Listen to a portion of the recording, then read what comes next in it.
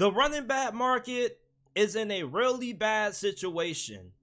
Running backs like Saquon Barkley, Josh Jacobs, who are considered arguably the best at their positions, cannot get long-term deals.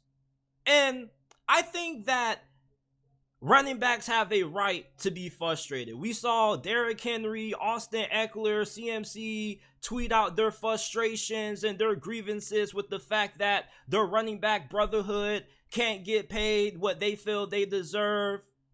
And here's the harsh reality that these running backs have to come to cusp with. And that just is the simple fact that, yes, you may be a great running back, but it's other good running backs who you can sign for less money and possibly draft without having to pay them a lot of money on their rookie deals. So when you look at all these running back frustrations, it's like, yeah, I get it, but at the same time, what can you guys do about it?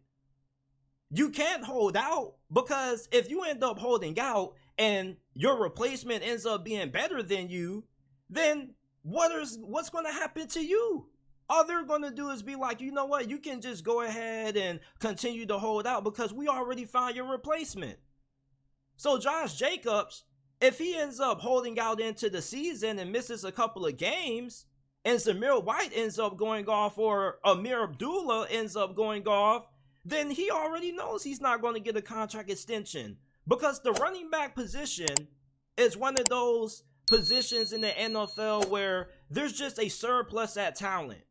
I mean, look at the free agent running backs that are on the market right now. You could get Leonard Fournette for a discount compared to paying a guy like a Dalvin Cook or a Josh Jacobs. And you can still get the job done with the Leonard Fournette. And there was an interesting graphic that I saw on Twitter earlier today.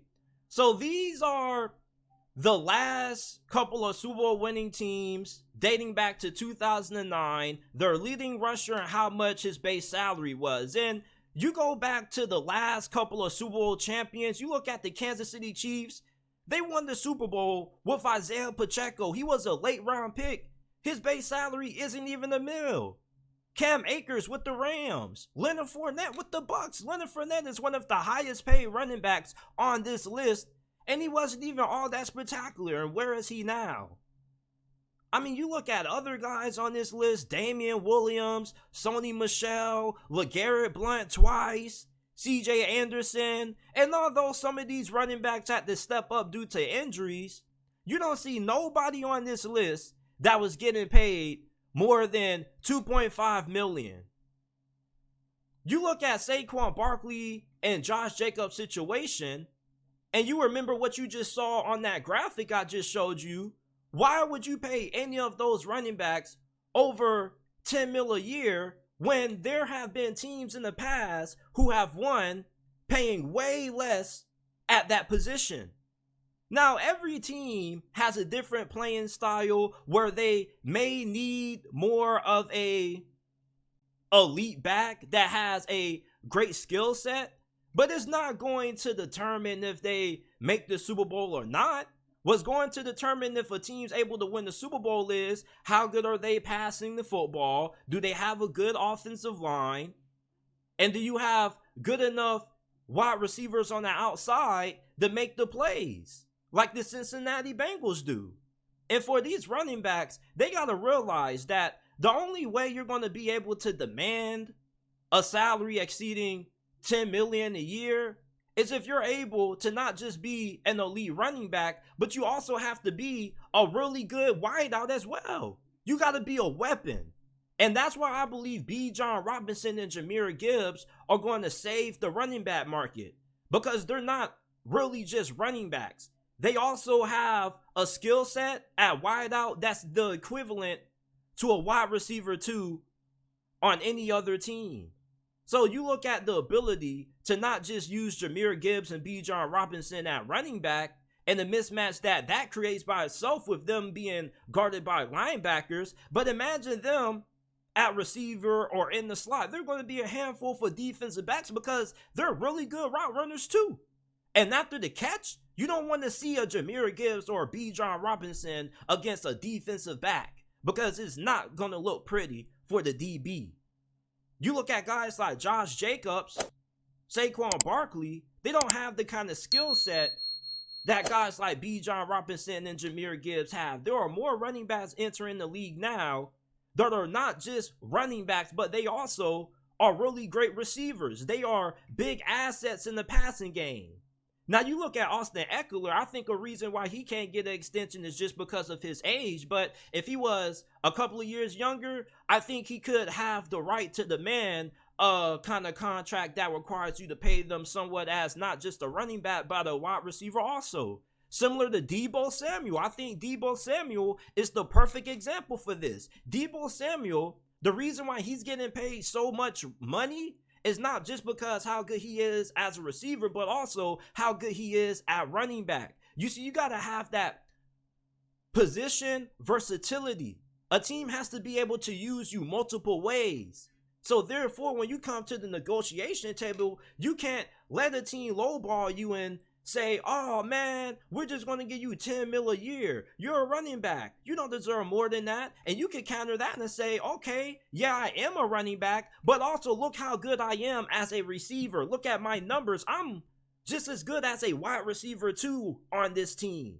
So you not only just have to pay me based on the fact that I'm not only just a running back, but I'm also a really good receiver as well, a wide receiver too at that. You see, that's the harsh reality for these running backs. And if you're an upcoming running back in high school, college, you don't need to change your position. There's people that are now starting to say, don't play running back. You can get paid a lot of money playing running back. You just have to have a versatile skill set. Make yourself become a player that can't be replaced, at least easily. Yeah, there's a lot of running backs that you can find that can give you good production, but there's not a lot of running backs that not only are just good runners, but they're also really good receivers. That makes you a weapon. If you're a running back that can not only be effective as a runner, but they can line you out at receiver or in the slot, and you're really effective out there, you're going to increase your value.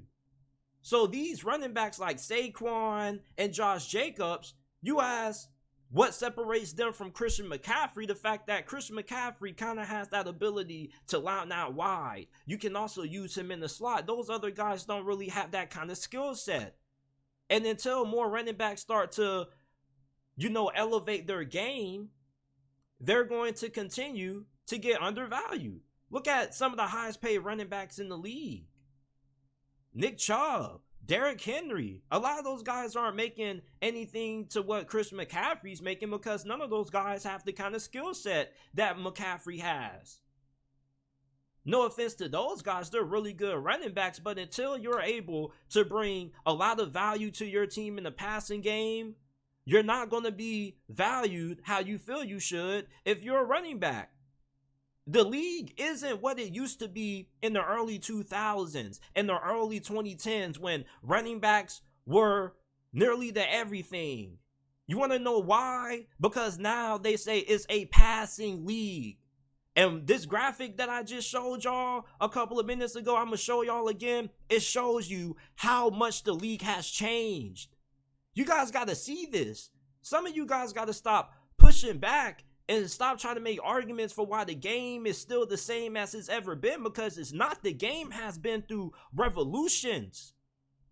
And the new revolution is throwing the freaking football with a great quarterback like a Patrick Mahomes or a Justin Herbert or a Joe Burrow. Quarterbacks are at a premium. The Cincinnati Bengals took Jamar Chase in the first round when everybody said they needed to take an offensive tackle, just after Joe Burrow got killed in his rookie season. And yet, they end up going to the Super Bowl. They go outside of the norm. They draft Jamar Chase in the first round. And then after that, you got a bunch of other teams who are saying, we don't really care about the offensive line. Just give us a great quarterback and a good wide receiving core. And let's just see what we can do with that. You see, you look at these running backs now, if you don't have the kind of skill set where you can be valued highly and effectively in the passing game, you're not going to be valued all that much. Alvin Kamara, I don't really think he's in the same vote as some of the running backs who are talking about them being underpaid just because of his versatility. We need more running backs that have the scat back skill set. And they also have to kind of have like the physical intangibles that Saquon Barkley has. You got to be a freak athlete. And Jahmyr Gibbs and Bijan Robinson are the definition of that. I believe that Bijan Robinson and Jahmyr Gibbs are going to be able to reset the running back market because they're not just great, effective running backs as runners, but they also have the ability to be highly effective in the passing game. Not just catching passes out the backfield, but you can line them out wide in the slot or at wide receiver, and they have good route running that's good enough to be the equivalent to a wide receiver too. That's why I believe Bijan and Jahmyr are going to set a new standard for what teams are going to be looking for out of running backs. Nobody's looking for those old school running backs that they get the ball, they north and south with it, and they pick up yards. It's like, yeah, okay, but the running backs that are going to end up getting the most bread and the ones that are going to be the highest paid in the foreseeable future are going to be the guys who have a elite running back skill set, but also have a really good skill set to be utilized as wideouts and be effective with it. Deebo Samuel is not just getting paid as a receiver, but he's also getting paid as a running back as well. That's why his contract is so unique. He's called a wide back. We need more wide backs in the NFL. So when you look at the state of the running back position right now, the harsh truth for these running backs that are on Twitter complaining, yeah, they got a right to feel like they deserve to get paid more. Everybody has the right to feel like they deserve more. But what reality is just this. Teams can easily find productive running back play. And the teams that have won the Super Bowl over the last decade have done it not paying more than $2.5 million on a running back. So Josh Jacobs, Saquon Barkley, Tony Pollard, I know you feel like you deserve to get paid more, but it just is the simple reality that teams have been able to win championships giving way less to that position. And Tony Pollard probably should play on the franchise tag. I think the only reason why he isn't able to really get more money is simply for the fact that he's coming off that injury last year. I think that Tony Pollard does have a pretty unique skill set. He does bring a little effectiveness into the passing game. So I think it's going to be interesting to see how his situation plays out, because I definitely think that he kind of has that new age running back skill set that I was alluding to earlier. But let me know what you guys think about my harsh reality for the NFL running back market right now.